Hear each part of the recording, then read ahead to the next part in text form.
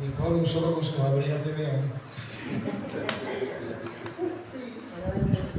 Abrígate bien, que en Córdoba hace una pelúa ahora.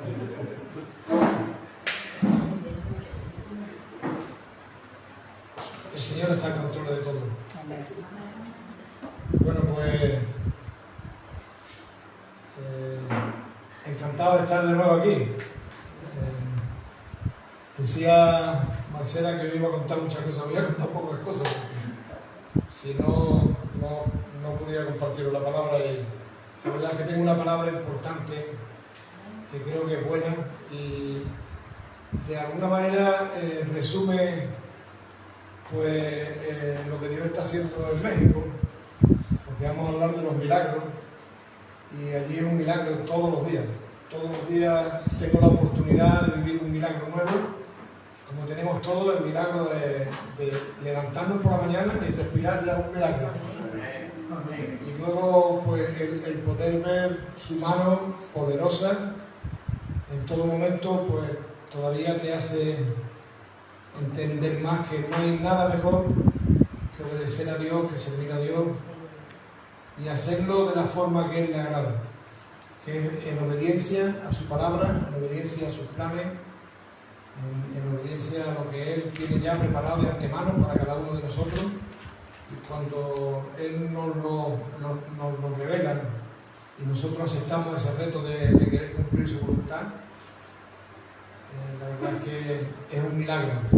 El que un corazón endurecido como el mío, un corazón que tan apartado de las cosas de Dios cuando no lo conocía, pues el milagro que sufrió mi vida al transformar ese corazón de piedra en un corazón de carne, ¿qué más puedo yo pedir?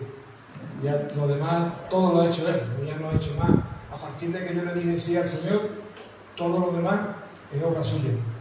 Si yo tuviera que dar mi testimonio, muchas veces lo he dicho, si yo tuviera que dar mi testimonio, tendría que hablar del Manuel, de la vida vieja, ese es mi testimonio, esa fue mi vida, la que yo llevé, pero el día que conocí a Cristo, gracias a Dios entendí que tenía que rendirme a Él, le hice una promesa, Señor, como quiera, cuando quiera y donde quiera.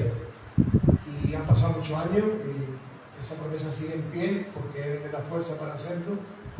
Y te digo que mi vida es un milagro. ¿Y quién no necesita un milagro? En nuestra vida o en la vida de alguien cercano a nosotros. Hay mucha necesidad de que Dios actúe. Hay mucha necesidad. Y hay una cosa imprescindible. En Juan 11:40, para ir entrando en materia, en Juan 11:40 estamos aquí en un pasaje donde Jesús está en casa de Lázaro ha muerto, y está hablando con Marta, con su hermana, y le dice, en el versículo 40 del capítulo 11, le dice, Jesús le dijo, ¿no te he dicho que si crees verás la gloria de Dios? Y nos dice a cada uno de nosotros, ¿sabes qué? Si crees, verás la gloria de Dios. Si somos capaces de creer, veremos la gloria de Dios. Pero creer no es decir yo creo. Yo creo es muy fácil de decir. Creer es vivir conforme a su voluntad. Creer es obedecer su palabra. Creer es saber que sus planes están antes que los nuestros. Creer es decir, Señor, en ti descanso, tú eres quien lleva mi vida, yo me rindo a ti y te entrego mi vida a ti. Hoy día muchas personas buscan un milagro, te digo, en la vida propia o en la vida de un familiar, ¿no? Estamos viviendo en estos últimos tiempos, yo incluso ya estando en México, pues en contacto continuo con mi hermano Pepe, hemos estado viviendo y seguimos viviendo la situación de su hija. Su hijo necesita un milagro, urgente, y gracias a Dios hay gente con fe, con mucha fe, que tenemos puesto delante de Dios su vida. Y ¿sabes qué? Han pasado muchos días y no se ha sanado, pero ¿sabes qué? Cada mañana se levanta vivo, y eso ya es un milagro, porque la situación que está no es fácil, y gracias a Dios que no hemos tirado la toalla y seguimos confiando en el Dios de milagros, que sigue haciendo milagros hoy. Pero también entendemos una cosa, que el milagro físico es algo temporal. El milagro físico es mientras que el físico nos dure. El milagro que debemos de anhelar es el milagro invisible, el milagro espiritual que nos va a hacer estar por la vida eterna con Él. Porque ¿sabes qué? Si yo tengo cáncer, si yo tengo una enfermedad que los médicos dicen, mira, pues ya hasta aquí llegó tus días, y oran por mí, y Dios me sana, y yo no me convierto, voy a entrar sano en el infierno. Y lo importante es llegar al cielo, como sea, porque si llegas enfermo al cielo, vas a llegar a un lugar donde no hay enfermedad, donde no hay muerte, donde no hay dolor, donde no hay nada de eso. ¿Qué vamos a procurar? Más días aquí que... Ahora, ¿esto tiene que apagar nuestra fe? Para nada. Pero sí tenemos, sí, la enseñanza que Dios nos quiere dejar es que esas oraciones que se hagan tienen que ser oraciones de fe. Porque a veces oramos como los papagayos, porque somos cristianos y nuestra obligación como cristianos es orar. Y nos dicen, ora por un enfermo. Y vamos, bueno, como yo soy cristiano, me están diciendo que ore por él, pues voy y oro como el que está, yo qué sé, haciendo una voluntaria. Y no es así. El milagro lleva consigo una dosis tremenda de fe. Y a Marta se lo está diciendo, no te he dicho, no te lo he dicho. Si tú crees, verás la gloria de Dios. Y si nosotros activamos esa fe, veremos la gloria de Dios, porque veremos vidas transformadas, veremos vidas totalmente cambiadas por el poder de su palabra. Porque a veces nos asombramos de que Jesús resucitase a un muerto. Pues yo te digo, hermano, si tú has llevado a una persona a los pies de Cristo, si tú le has anunciado a una persona el Evangelio y esa persona ha aceptado a Jesús en su corazón, se ha entregado su vida y comienza a caminar en una vida nueva, ha resucitado a un muerto, porque una persona que estaba muerta en sus delitos y pecados, Dios le ha dado una vida nueva en Cristo Jesús. O sea que tenemos que buscar, anhelar los milagros, por supuesto que sí. Jesús nos manda, en la Gran Comisión manda a sus discípulos y nos manda hoy, porque la Gran Comisión sigue vigente, a orar por los enfermos, en su nombre, y que Él sanará, y esa fe nos tiene que acompañar. Pero también tenemos que entender que nuestra prioridad es que las personas acepten a Jesús como Señor y Salvador, porque ese es el verdadero milagro que cambiará y transformará y llevará su vida a un estadio totalmente diferente. Te digo, Dios es un Dios de milagros incluso en medio de su pueblo. Una de las cosas, por eso te digo que no quería contar, pero al final van a salir cosas de lo que hacemos en México. Una de las cosas que estamos tratando de hacer en México es unir a los pastores. No unir a la iglesia, porque hablar de unir a la iglesia es una herejía. Porque tú no puedes unir lo que es uno. La unidad no se puede unir.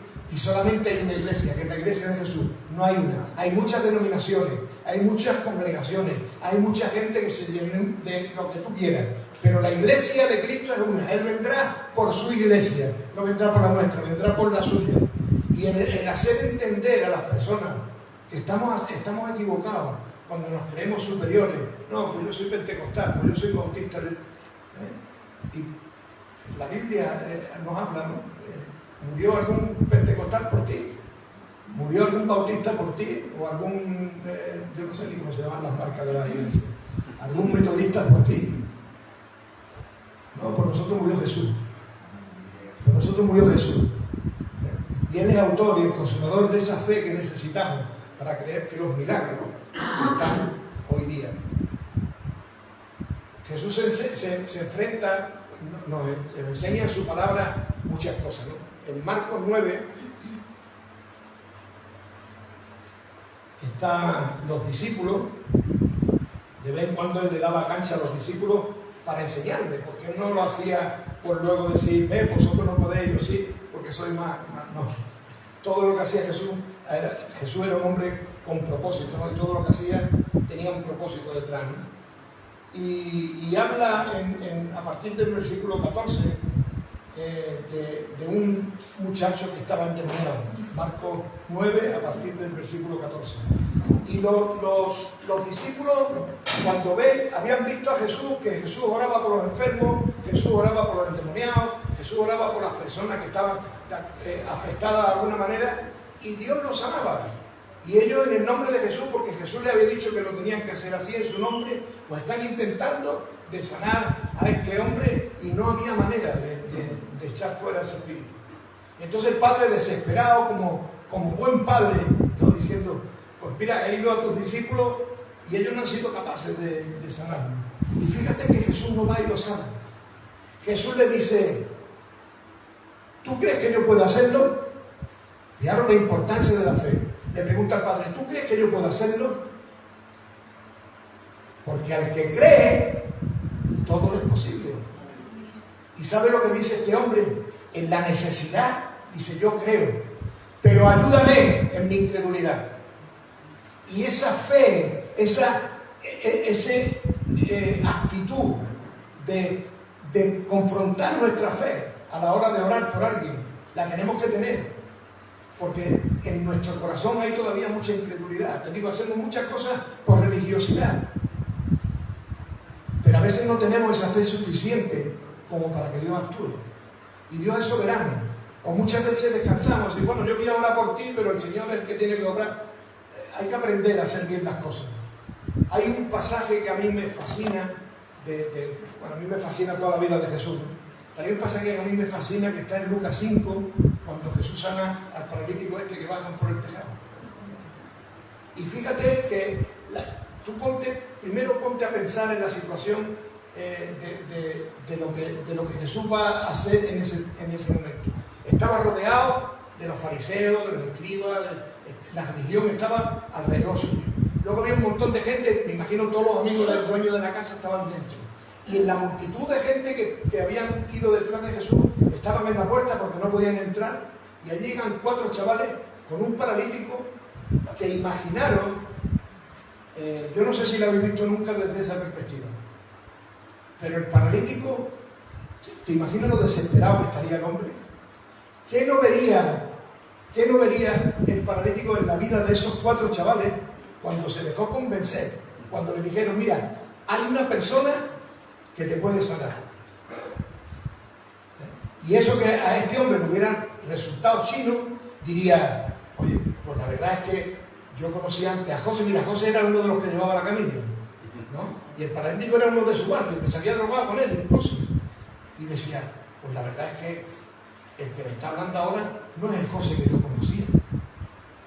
El José que yo conocía tenía una actitud diferente.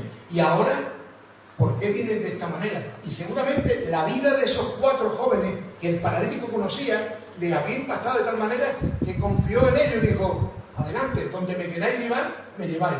Y todavía se ve mucho más claro cuando lo suben al tejado, cuando le hacen toda esa serie de cosas que le hacen, ¿no? Fijaros, poneros siempre en el lugar del paralítico, ¿no? Arriba de un tejado que van a partir, que podían decir: ¿y si sale el dueño de la casa? Esta gente aquí partiendo las tejas, y si sale el dueño de la casa, está saliendo corriendo. ¿Yo qué hago? Yo me quedo aquí, yo el mojón me lo como yo. Pero el hombre seguía con esa fe de decir: yo quiero lo que estos chicos tienen. De hecho, cuando lo ponen delante de Jesús, Jesús lo sana por la fe de ellos.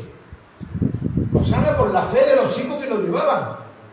La fe de los chicos que lo llevaban fue lo que actuó en Jesús para obrar el milagro.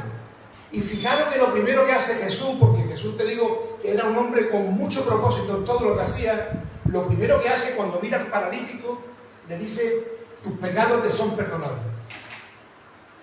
Y ahora ponte tú de nuevo en el pellejo del paralítico. Decir: vamos a ver, tú me has traído desde donde yo estaba. Me has contado una milonga de que aquí uno me iba a sanar, y sanarme es levantarme de la camilla, sanarme la parálisis. Me traes aquí, me pones delante de él, me subes a un tejado, me bajas. Y ahora este hombre me dice: tus pecados te son perdonados. Y yo he venido aquí a que me perdonen los pecados. Pero ¿sabes qué? Cuando Jesús pronuncia las palabras: tus pecados te son perdonados, ¿sabes lo que ocurrió en el corazón del paralítico? Que sus pecados fueron perdonados. y toda la maldad que había salió fuera. Toda la maledicencia que había en su corazón salió fuera. Todo el rencor que había en su corazón salió fuera. Todo el odio que tenía hacia sus padres y hacia sus familiares, hacia los que utilizaban su vida para lucrarse, porque lo llevaban y lo dejaban en una esquina para que la gente viniera a darle limosna, y luego él a lo mejor malvivía, y a él lo dejaban ahí, si llovía y se le olvidaban de ir a buscarlo, se mojaban hasta que fueran a buscarlo, y si hacía mucho calor y le habían dejado una sombrita pero el sol había ido y se quedaba en el sol, allí estaba él. ¿Os imagináis en la mente y en el corazón de ese hombre un año y otro año cuánta maldad no habría? ¿Cuánta suciedad no habría?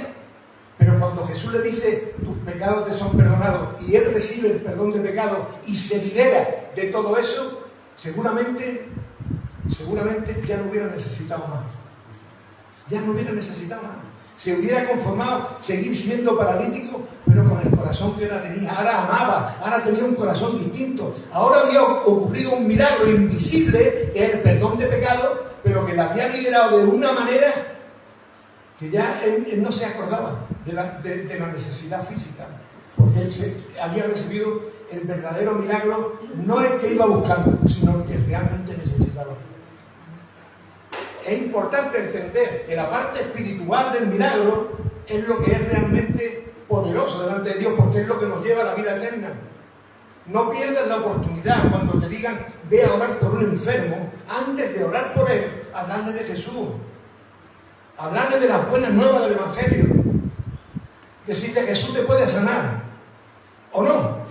Pero tu corazón, sí, si tú crees, sí te puede sanar. Jesús te puede sacar de todas esas cadenas que te atan, de todos los vicios que tienes, de todas las cosas que ocurren en tu vida. Eso yo te aseguro que si tú aceptas a Jesús, Jesús lo hace. Lo de la sanidad física, no lo sé, porque no depende de mí, depende de Él. Pero mi fe me es suficiente como para decirte que si tú aceptas a Jesús como Señor y Salvador, tu vida va a ser diferente. Si tú lo haces realmente de corazón, no como algo también por decir, pues bueno, ¿qué tengo que decirte? Que sí, porque digo que sí. Porque podemos engañarnos entre nosotros, pero a Dios no lo vamos a engañar. Hoy día, aquí en España no se ve tanto, aunque sí, se ve directamente, yo lo he leído de vez en cuando, ¿no? Pero no os podéis imaginar en México y en Sudamérica en general la cantidad de campañas que hay, campañas de milagros, campañas de sanidad. Viene el pastor no sé cuánto, el profeta no sé qué, que vienen a traer y a liberar ¿no? y se montan unos espectáculos. Yo nunca voy a dudar de un hombre que venga hablando de parte de Dios. ¿No? Puedo no participar, no lo voy a poner en duda, pero sí veo que hay mucho mercantilismo detrás de todo. Hay mucha gente que su ministerio es hacer ese tipo de campaña, pero cuando tú te enteras de sus honorarios, no es en lo que dice la palabra de Dios, porque la palabra de Dios dice, de gracia recibiste, de gracia dais. Luego, si yo he recibido de gracia el don de sanidad, yo no puedo ir a ningún sitio exigiendo que me paguen para ejercer ese don sobre las personas. ¿Sí? No es correcto, ¿no? Si yo estoy mercantilizando con el don, ¿creéis que tengo el respaldo de Dios? No. Hay mucho engaño, hay mucho fraude, hay mucha gente que se hace en el cojo, que ya están en la... te digo que no quiero entrar en juzgarlo, porque delante de Dios ellos tendrán que dar cuenta cada uno de lo suyo. Pero te digo que yo no lo denuncio, pero la palabra sí. Vámonos a Mateo. Mateo 7, creo que... Sí, Mateo 7. Versículo del 21 al 23. Fíjate lo que dice. Dice, no todo el que dice Señor, Señor, entrará en el reino de los cielos, sino el que hace la voluntad de mi Padre que está en los cielos. Muchos me dirán en aquel día, Señor, Señor, ¿no profetizamos en tu nombre y en tu nombre echamos fuera demonios y en tu nombre hicimos muchos milagros? Entonces les declararé, nunca os conocí, apartaos de mí, hacedores de maldad. ¿Qué quiere decirnos Dios con esta palabra? que hay mucho mercantilismo alrededor de todas estas cosas y tenemos que ser precavidos. Primero, de no participar y, por supuesto, de no entrar en el juego y creernos nosotros que somos, porque un día oramos por un enfermo y se le quitó el dolor de cabeza y decía, pues ya está. Yo soy ya el que dura, el que quita los dolores de cabeza. Y ahí, mira, hay mucha gente, hay mucho, la brujería, los brujos, la magia blanca o la magia negra o la magia rosa o la de los colores que sean, hay gente que sana, hay gente que sana. Y aquí está diciendo, no hicimos, o sea, está diciendo, nosotros hemos echado demonios en tu nombre. Y Jesús le decía, en mi nombre, habréis dicho en el nombre de Jesús, pero vosotros no tenéis nada que ver conmigo. Porque el enemigo tiene poder también. Y no todos los milagros vienen de parte de Dios. Hay que tener mucha cuenta con esas cosas. Hay que tener mucha precaución de quién va a orar por nosotros y cuál es el propósito de esa oración. Cuando Él manda a los 70, los manda con un mandato, le dice, y sanad enfermos, se lo dice Jesús, sanad enfermos, echad fuera demonios. Todas esas órdenes se los da a los 70 y los 70 van y vienen asombrados porque han hecho esas cosas. Y vienen, Señor, pues se cumplió tu palabra, y en tu nombre y hicimos y echamos y la gente se sanaba. Y Jesús le dice, harto, no te gloríes de esas cosas, porque eso no lo has hecho tú. No te gloríes de esas cosas. Preocúpate de que tu nombre esté escrito en el libro de la vida. Porque a veces pensamos que cuando Dios nos usa es que ya tenemos el favor de Dios. No, preocúpate, de verdad. Hay por ahí una doctrina, una de las doctrinas más peligrosas hoy día en México, está haciendo estragos, que es una vez salvo, siempre salvo. La salvación no se pierde. Una doctrina calvinista que está adulterada de muchas formas, en muchos grupos ya, que sutilmente lo pierden, que lo enmascaran, queriéndolo disfrazar, que te dan versículos bíblicos donde... Pero hay una cosa clara, si la salvación no se pierde, o si la salvación no se perdiera, Dios no sería justo. Dios no sería justo. Porque Dios nos da la oportunidad a los buenos y a los malos hasta el último instante de nuestra vida de arrepentirnos. Ahora, que Dios conozca cuál es tu final, no quiere decir que Él lo haya programado así. Porque qué padre sería si a ti tú te salvas, tú te condenas, tú te salvas, tú te salvas, tú te condenas, tú te salvas. No sería justo.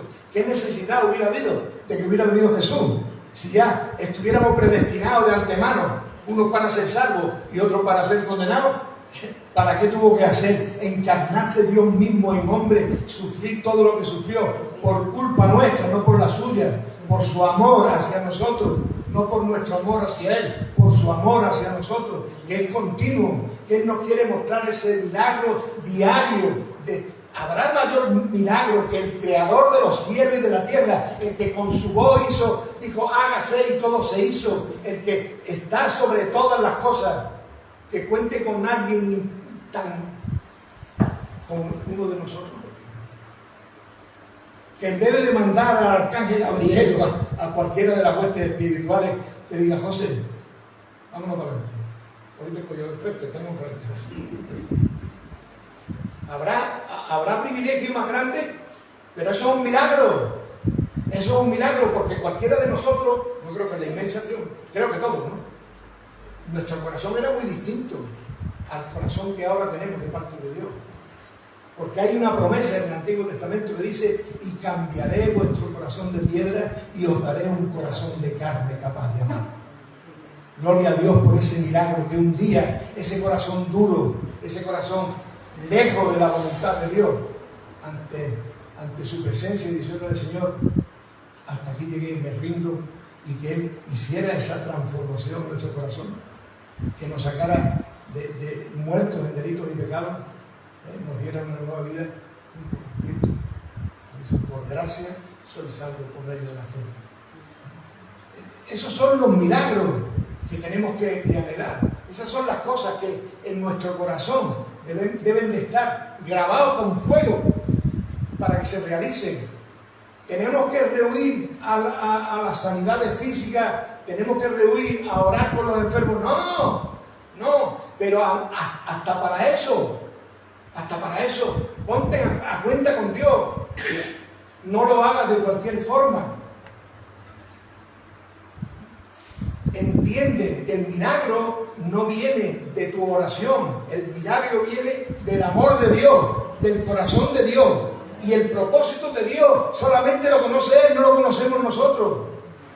Las sanidades físicas son necesarias porque el corazón endurecido del hombre, de muchos hombres, necesitan ver para creer. Y cuando un milagro físico se produce, la gente que está alrededor momentáneamente dicen, ¡oh! Pero al rato se les olvida. Está el ejemplo de los 10 leprosos. Los 10 tuvieron fe, ¿no? Sí, con 6 de historia viene, no sé dónde, yo que ya me he saltado ya, el orden que tenía aquí, bueno, ya le voy a dar rienda suelta a lo que Dios ponga en mi corazón. La había apuntado por aquí, no sé, si quieres aquí está. Lucas 17, del 11 al 19. ¿No? ¿Sabéis? 10 leprosos. Jesús va pasando, ¿vale? Y Jesús, fíjate, vamos a leerlo porque la verdad es que es tremendo a veces leemos las cosas, sabemos que Jesús la ha hecho y dice, pues ya está, qué bien, ¿no? Pero todo tiene un trasfondo de cómo Jesús hacía las cosas, ¿no? Dice, yendo Jesús a Jerusalén, pasaba entre Samaria y Galilea, y al entrar en una aldea le salieron al encuentro 10 hombres leprosos, los cuales se pararon de lejos. Se pararon de lejos porque los leprosos sabían que estaban leprosos, y ellos, como buenos judíos, como buenos ciudadanos de ese tiempo, sabían que como leprosos no se podían acercar a nadie. Pero cuando fueron a Jesús es porque seguramente habían escuchado de que había un hombre que estaba haciendo milagros, que estaba haciendo sanidades, y ellos, en la necesidad que tenían, dice que se acercaron y desde lejos, pues me imagino que empezaron, dice, y alzaron la voz, claro, estaban lejos, tuvieron que chillarle, y alzaron la voz diciendo, Jesús, Maestro, ten misericordia de nosotros. Cuando él los vio y les dijo, y mostraba al sacerdote. Fijaros, no le dice, os voy a sanar de la lepra. ¿Él qué hizo? Activó su fe. Porque cuando le dijo, id y presentaros delante del sacerdote, ellos sabían que si no se podían acercar a una persona, al sacerdote menos, y al templo menos todavía. O sea que en el camino donde fueron, ellos fueron activando su fe. Y dijeron, si Jesús nos ha dicho que vayamos, pues vamos. Y la fe se activó de tal forma que cuando llegaron delante del sacerdote, los 10 estaban limpios. Porque si no, el sacerdote no los hubiera recibido. Pero ¿qué ocurrió? Que los 9 dijeron, pues ya no tenemos lepra, vámonos. Y se les olvidó. Y solamente uno regresó. Solamente uno regresó, dando gloria a Dios de lo que había pasado. Y es bueno también decir, dice, cuando él lo vio le dijo, id y presentaba al sacerdote. Y aconteció que mientras iban, fueron limpiados. Entonces uno de ellos, viendo que había sido sanado, volvió glorificando a Dios a gran voz. Y se postró rostro en tierra a sus pies, dándole gracias. Y este era samaritano. Fíjate cuántas veces salen los samaritanos por medio en el ejemplo que nos quiere decir. Lo vil y menospreciado. No te sientas menos delante de Dios. No pienses nunca que porque tu vida fue de una manera determinada, Dios no va a tener misericordia de ti. Gracias a que nuestra vida, muchos de nosotros fue de lo peor, ¿no? Pudimos reconocer nuestra necesidad. Yo a veces lloro, de verdad, se me rompe el corazón cuando pienso en mi familia, cuando pienso en... No les deseo nada malo, pero digo, híjole, ¿cuántas personas hay como mis hermanos que no tienen necesidad, o que ellos creen que no tienen necesidad, porque no les ha ocurrido ningún suceso en su vida? Sus hijos, todos están bien, todos tienen carreras, están bien casados, tienen hijos, todo les va bien, han tenido un buen trabajo, sus hijos están todos colocados. Y ellos ven lo que Dios ha hecho en mi vida y saben que es un milagro. Porque en un principio ellos me decían, mamá, menos mal que al final al final yo no tenía fuerza de voluntad en mi vida y al final se han dado cuenta de que en mi vida lo que ocurrió fue un milagro. Y ellos han visto ese milagro y conocen, porque yo estoy ya harto, ya no sé cómo decirse, de predicarle de ese Dios de milagro. Pero ellos no tienen necesidad. Mi hijo de los míos, el pequeño, Belén, antes de irme el año pasado para México, estuvimos cenando juntos, su esposa, su hija, mi nieta. Y mi mujer y yo estábamos cenando y hablando yo con mi hijo, estábamos, bueno, porque estaba hablando de México, ¿no? Decir que, pues bueno, no, que bueno lo que estaba haciendo. Y me decía, papá, yo no sé, ¿sabes qué? Yo todas las noches me acuesto en paz, porque le dije el versículo, ¿sabe cuántas veces yo me he dormido angustiado y llorando y tal? Y desde que conozco a Jesús, no puedo decir, en paz me acostaré y ese mismo dormiré, porque solamente tu Señor me hace vivir confiado. Y él me decía, papá, así me acuesto yo todos los días, porque no estoy peleado con nadie, no le tengo envidia a nadie. Cuando me peleo, cuando me sale el genio con un amigo, lo que sea, o lo llamo por teléfono, lo voy a buscar, digo, pues mañana voy a verlo, porque no quiero tener cosas pendientes, porque muchas veces, aun teniendo razón, soy capaz de callarme con tal de no discutir con un amigo, y tú dices, joder, qué buen chaval es un buen tío, ¿no?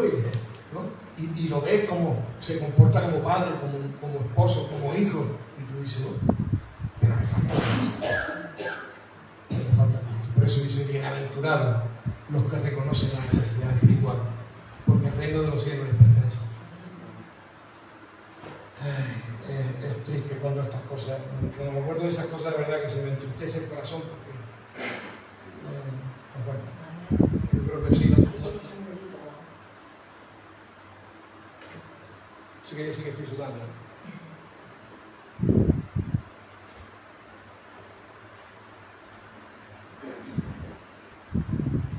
Bueno, ¿cómo vamos de hoy? Ya, no voy terminando. Bueno, acá hay muchas cosas por aquí, pero voy terminando. Voy a hablarlo, tenía muchas cosas que hubieran sido, pero bueno, si no se olvida. Hay uno de los milagros invisibles. Yo le llamo milagros invisibles, o milagros espirituales, que todos necesitamos, y es un milagro. Que igual no sé si en tu vida ha ocurrido o no, pero que tienes que anhelar que ocurra, es nacer de nuevo. El nuevo nacimiento es algo fundamental, que tiene que ocurrir en nuestra vida, sí o sí. Juan 3.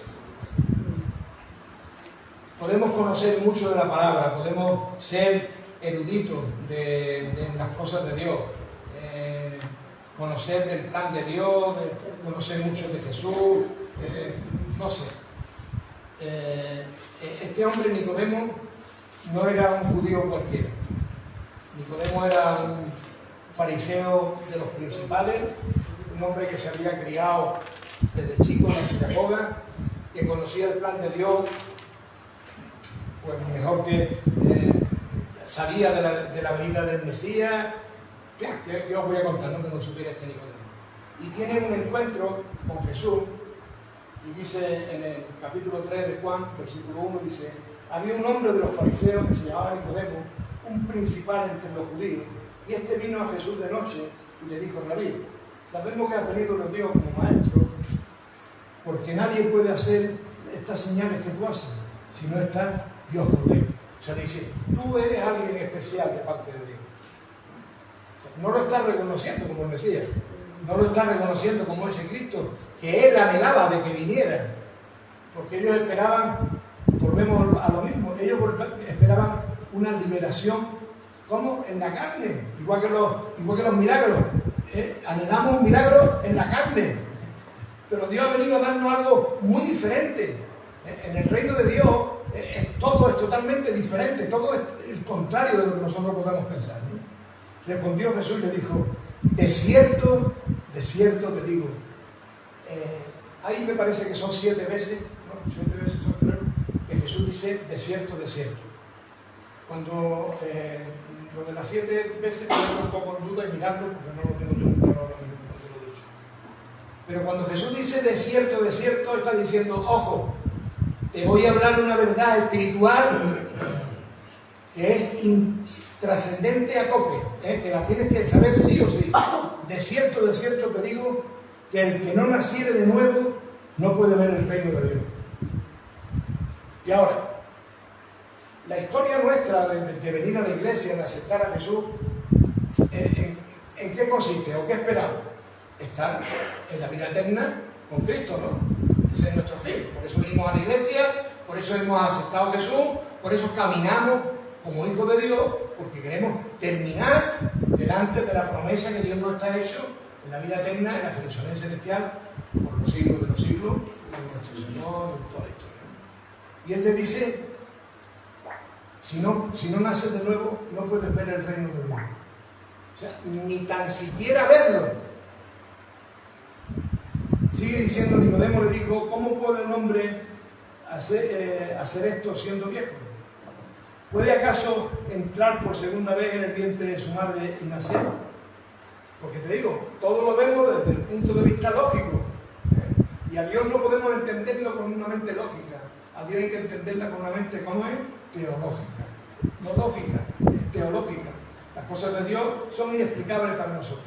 Y este hombre lo que veía es cómo voy a entrar, es como cuando Jesús, un poco más adelante en el capítulo 4, le dice, yo tengo otra comida, que es hacer la voluntad, y él dice, ¿tiene otra comida? ¿Alguien le ha traído un bocadillo? ¿Tendrá aquí algún amigo o algo? ¿La ha traído? O la mujer que estaba con el cántaro, por teléfono no, porque no había teléfono, ¿no? Alguien le ha traído de comer, porque veníamos cansados, nos ha mandado por comida, porque seguramente tendría hambre y ahora no quiere, porque Jesús ve las cosas en otro plano, ¿no? Y ahora le dice en el 5, respondiendo Jesús, le dice de nuevo, de cierto, otra vez de nuevo, de cierto te digo, que el que no nace de agua y del Espíritu no puede entrar en el reino de Dios. Y si nosotros lo que queremos es entrar en el reino de Dios, tenemos que nacer de nuevo. Y nacer de nuevo es un milagro. Es un milagro. Porque ya no vamos a ser, cuando somos ciudadanos del reino, en nuestra ficha técnica con el gobierno, yo no puedo ir ahora a sacarme el carnet de identidad y cuando el policía me pregunte, hijo de, hijo de Dios, porque no me van a dar carnet de identidad. ¿Qué le tengo que decir? Hijo de Luciano y de María. Le tengo que hablar al gobierno de este mundo, ¿no? Con las cosas de este mundo, ¿no? Yo soy hijo de mis padres, pero que ni mis padres tenían el deseo de, o el deseo a lo mejor sí, no, bueno, que mis padres son prestados, ¿no? En realidad todos somos hijos de Dios y venimos de la voluntad de Dios. Ahora, cuando tú das ese paso de nacer de nuevo, cuando tú mueres a tu carne, cuando tú eres capaz de morir a tu viejo hombre y volver a nacer, ese milagro espiritual que tiene que ocurrir, que tiene que ocurrir. Mira, mucha gente en la iglesia no ha nacido de nuevo. Es más, me atrevo a decir, hay muchas iglesias que no han nacido de nuevo, porque ni el pastor ha nacido de nuevo. Porque entendemos el nuevo nacimiento como algo más religioso, como algo más, bueno, pues yo acepto a Cristo, como un proceso que es natural que se dé. Porque como yo he dicho, porque como la Biblia dice, si confiesas con tu boca, y yo lo he confesado, y crees en mi corazón, y yo creo en mi corazón. Y si es así, porque seguimos haciendo las cosas que nos da la gana. ¿Por qué seguimos haciendo nuestra voluntad y no la voluntad de Él? ¿Por qué seguimos siendo hijos desobedientes si somos hijos? Porque si realmente ese nuevo nacimiento fuera algo real, nuestra manifestación sería diferente. Ahora, hay mucha gente que ha nacido de nuevo, pero todavía son bebés espirituales, lo dice Pablo. Lleváis un montón de años y todavía os tengo que hablar y daros leche espiritual. No estáis preparados para entender por qué. Porque os habéis quedado en la comodidad, habéis nacido de nuevo y os habéis quedado en la comodidad de la maternidad de la iglesia, de la teta del pastor, de comer de la teta del pastor, y ya no queréis ir a buscar, decir, ya no me quiero hacer grande, porque como me haga grande tengo que trabajar. Y nos alimentamos de lo que otras personas buscan de parte de Dios para alimentarnos. Y hoy decía Salvi, ha dicho verdades espirituales como tremendas, ¿no? Que tenemos que buscar la revelación de Dios. La predicación es leche espiritual. La revelación es el bocadillo de jamón, que es lo que está rico, lo que te alimenta, lo que te hace crecer. Claro, a veces el alimento que tomamos son boticaos, chocolate con colacao, con mucho colacao, mucho azúcar, y uy, qué bonito está tu hijo, por lo menos. Uy, qué bonito está tu hijo. ¿Sí o no? ¿Cuántos cristianos hay de eso?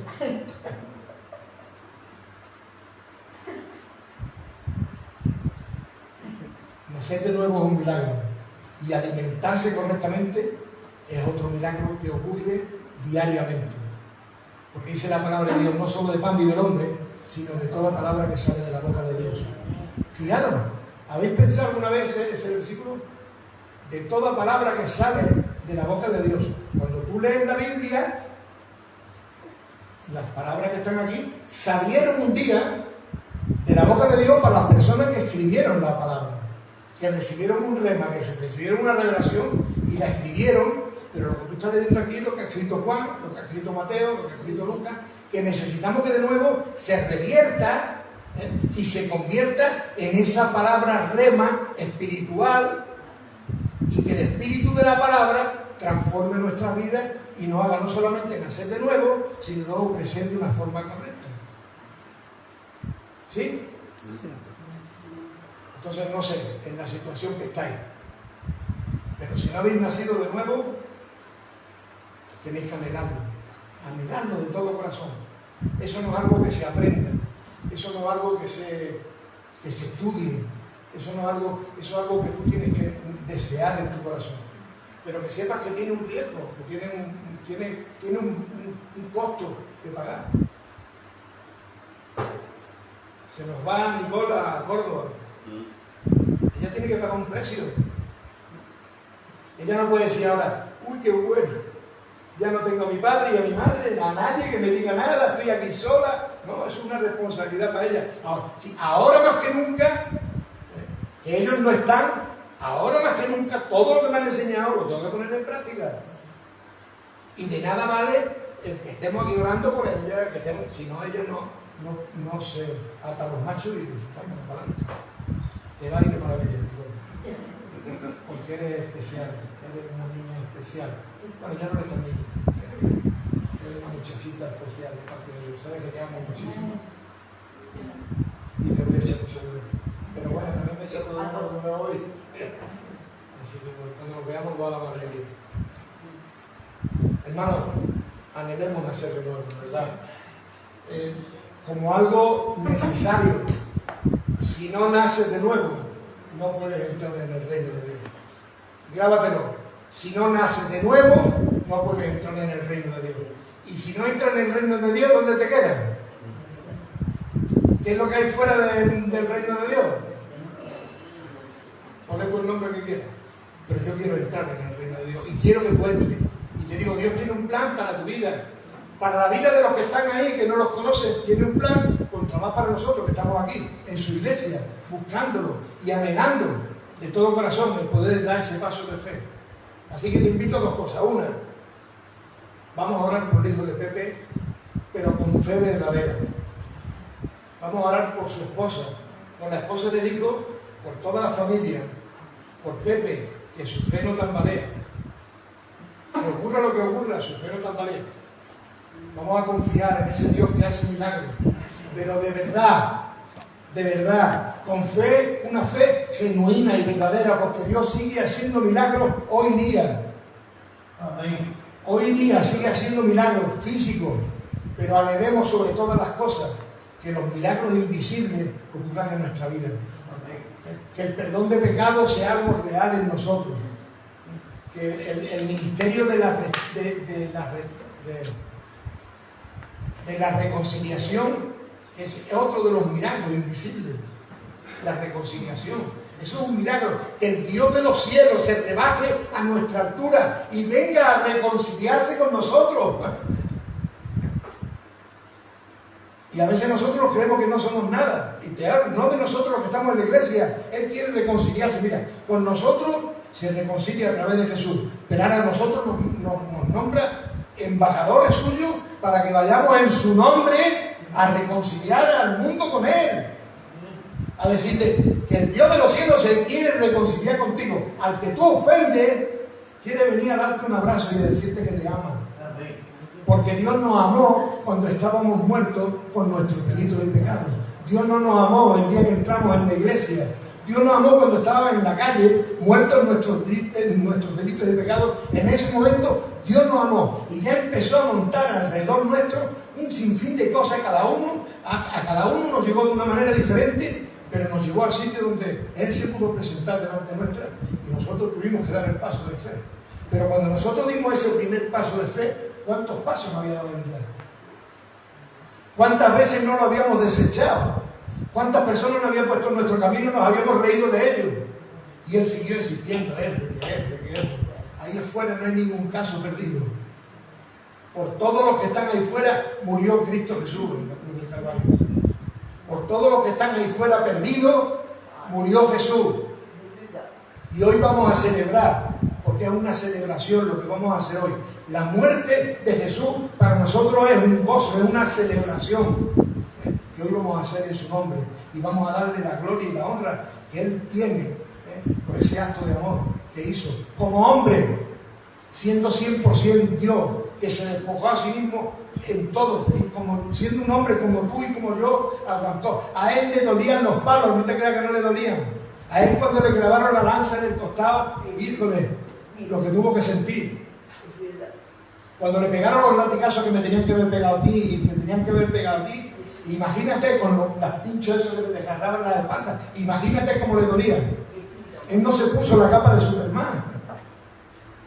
Él dijo, por amor a ti, por amor a mí, lo hago, porque yo no he pecado. Tú sí, yo no he pecado.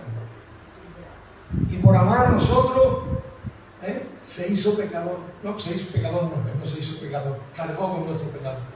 Él no se hizo nunca pecador, jamás. Pero sí cargó con nuestras culpas. Así que hoy vamos a darle toda la gloria, vamos a reconciliarnos con Él, decirle, Señor, gracias por tu misericordia. Y vamos a celebrar la Santa Cena por la devoción y la reverencia que se merece, dándole a Él toda la gloria y toda la honra de todo lo que ocurre, de lo que ha ocurrido, de lo que ocurre y de lo que va a ocurrir.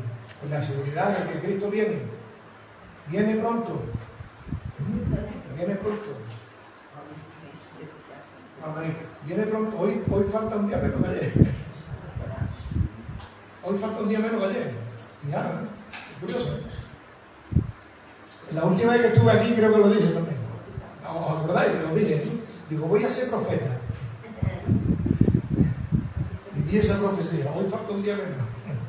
Y hoy vuelvo a ser profeta otra vez. Hoy falta un día menos que ayer.